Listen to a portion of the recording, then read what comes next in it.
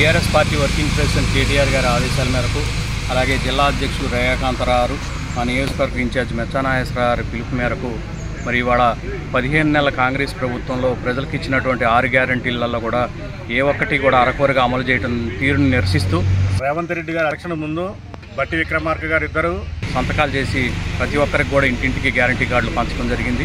అధికారంలోకి వచ్చిన 100 రోజుల్లోనే అమలు చేస్తామని చెప్పేసి ప్రజల్ని మోసం చేసి దొడ్డిదారిన అధికారంలోకి రావడం జరిగింది. ప్రతి విషయంలో కూడా ఇవాళ గవర్నమెంట్ మరి విఫలమైనటువంటిది కనపడతా ఉంది. మరి ప్రజలకు ఏవైతే హామీలు ఇచ్చారో ఆ హామీలను తక్షణమే అమలు చేయాలని మరి డిమాండ్ చేస్తూ పోలీస్ స్టేషన్లో వారి మీద ఫిర్యాదు చేయడం జరిగింది.